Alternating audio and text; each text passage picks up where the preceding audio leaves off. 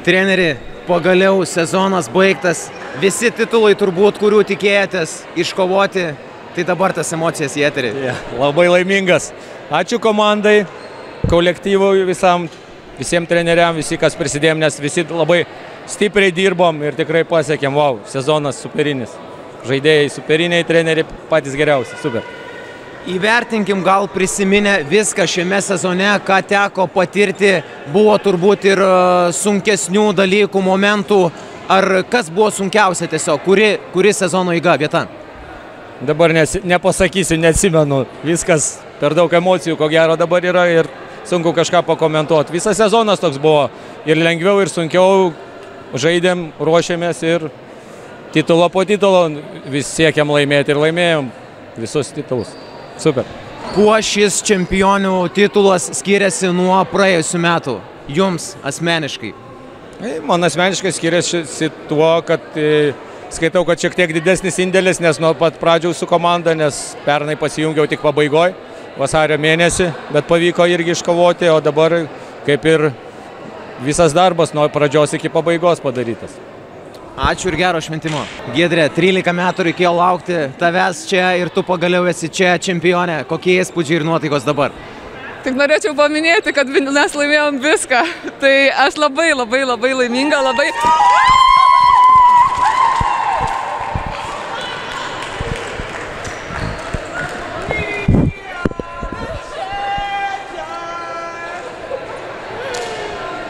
Va tokios ir emocijos.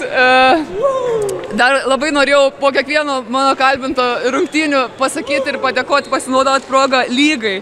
Kokie jie šaunuoliai, kaip jie organizavo, ta prasme, galiu sulyginti su Ispanijos, Prancūzijos lyga. Produktas gal nėra toks geras kaip Ispanijoje, bet dėmesys, televizija, interviu, dovanos, ta prasme, šaunuoliai. Komentavimas, šaunuoliai, ta prasme, visi labai malonu grįžti ir mes tikrai gaunam in advance, kaip sakoma, šitą visą ir labai aš asmeniškai už tai esu dėkinga ir laiminga. Šie tavo žodžiai jaudina širdį, bet aš vis tiek paprašysiu tavęs, gal nežinau, ar pati prisimeni, 2010 metais buvai pirmą titulą iškovojusi, tada su kibirkštim, su Vičy Aistim. Taip, Kaune. Ir pirmasis dabar su kibirkštim. Ar gali sulyginti tą emociją, nuskambėjus finaliniai sirenai? Nepalyginami dalykai. Aš iš viso tiek metų buvus legionierė, kaip sakant, negražu sakyti, bet pasakysiu atvirai, atvažiuoji, atiduodi širdį, pasiemi pinigus ir išvažiuoji. O čia ir mano vyras komandoje, ir man taip rūpi komanda, aš taip myliu tas merginas, aš tiek pergyvenau, kad aš dabar turiu 0 emocinių jėgų, nes man viskas, ta prasme, man viskas.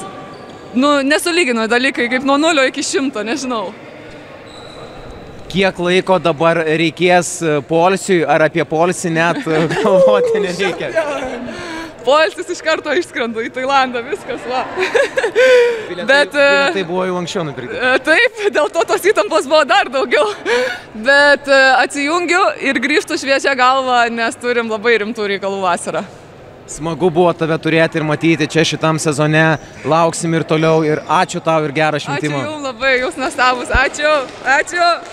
Visų pirma, žvelgiant dabar klausimas, ar taip anksti yra, kada tekę maudymosi sezoną atidaryti?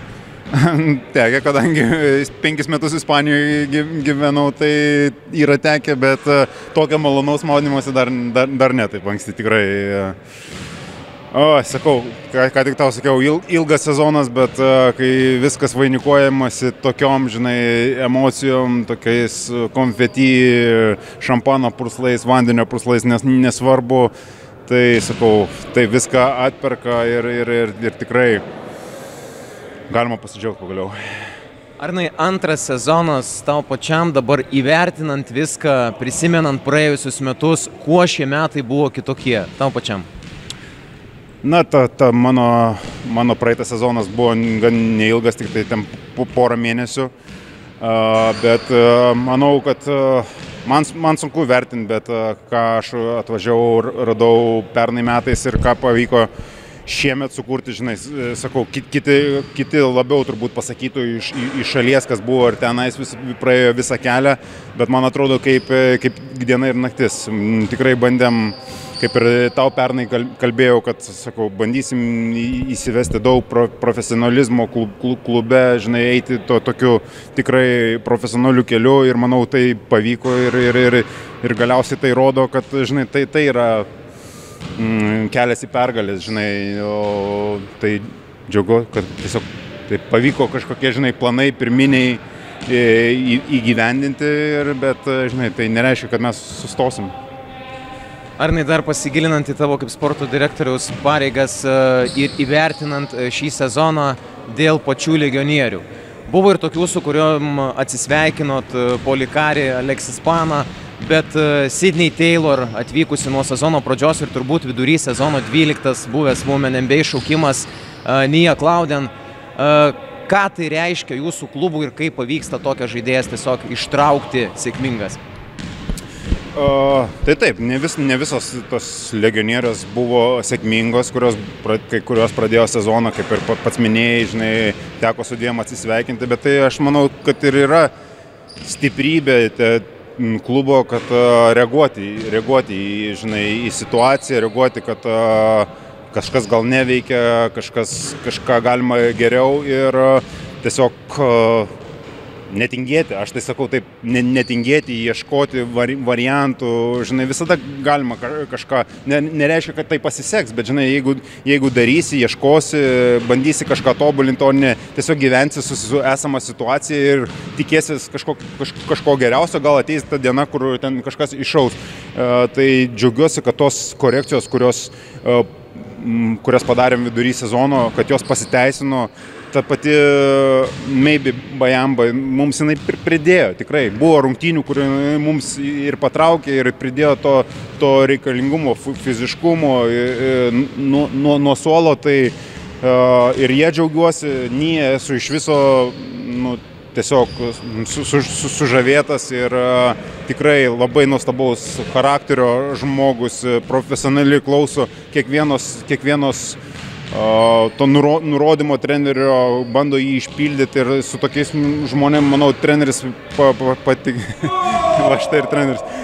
patvirtintų, kad malonu dirbti. O pati Sidney, tai žinom, tokia bomba, sakykime, buvo viso šito moterų lygos sezono, sunki finalo serija, bet matėme ir šiandien, ir visas 4 rungtynės, kaip tiesiog Neptūnas ją laiko rankom užsikabinusi viena pasikeisdamos, nes žino, kad tai yra mūsų lyderė, kiek rungtynių yra jinai nužudžius tą patį Neptūną, prisiminkim Karalienės taurės finalo rungtynės, pačias pirmas atidarimo sezono rungtynės, tai smagu, kad galim atsivežti tokias žaidėjas į Lietuvą ir tikėkime, kad ne vieniem metam. Na ir norėjau klausti, ar yra vilčių Taylor ir Clauden matyti su kibirkšties apranga kitam sezonui? Yra vilčių, tikrai dedame pastangas, bet žinai, aš sakau, ir klubo savininkams, sakau, aš negaliu už jas nuspręsti, žinai, mes galim suteikti jas sąlygas, kokių galbūt jas prašo ar norėtų, daugmaž, bet, žinai, visą laiką žmogus turi pasirinkimo teisę. Tai žiūrėsim, ateitis parodys.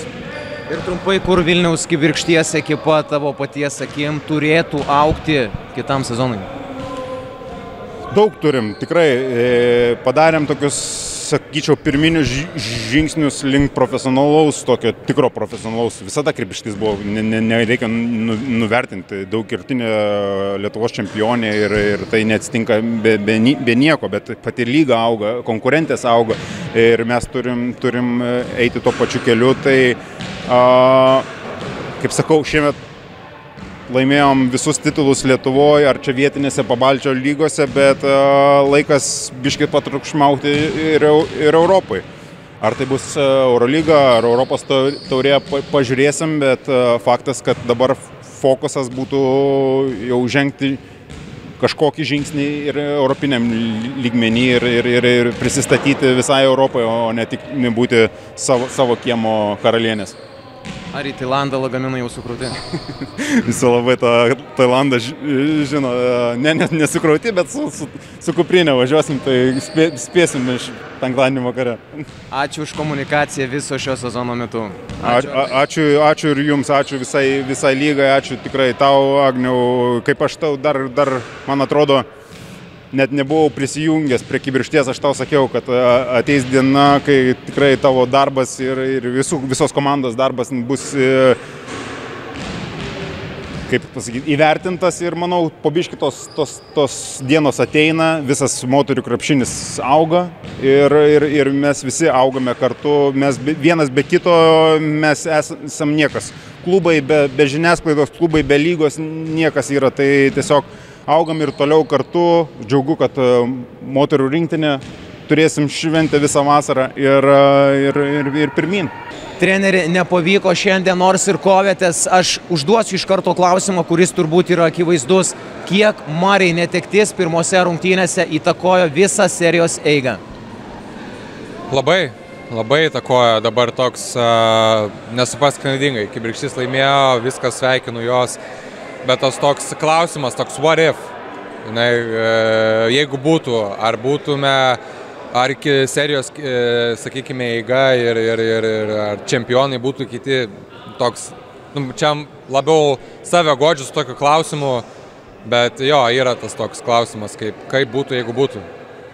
Prisiminkim dabar ir praėjusią sezoną, ten buvo ir nuopolių iš tikrųjų. Šitam sezone jūs visur, kur žaidėte išskyrus Europos taurę, iškovojote visur sidabrą. Tokio sezono Neptūnas taip pat nėra turėjęs. Viskam nuslūgus įvertinus, turbūt sezonas geras ir jaučiatės žengę žingsnį į priekį, kaip bebūtų? Na, gal aš būsiu toks labiau iš negatyvios pusės. Tai ne, man jisai asmeniškai nėra geras. Nes, būkim bėdini, bet teisingi, pas mumis biudžetas, nežinau, aš nežinau visų komandų skaičių, bet aš tikrai manau, kad pas mumis biudžetas vienas iš didžiausių, tai tikrai. Finale žais mes. Toks mūsų darbas, mes tą turim padaryti, bet nėra titulų. Nei vieno titulo, kiek 4 titulai, man atrodo. Visi 4 pralaimėti yra ir tai pačiai komandai. Tai taip, jeigu žiūrim į Eurocupą, tai pirmus metus dalyvaujam, tai patekom į playoffus, tai čia yra labai gerai.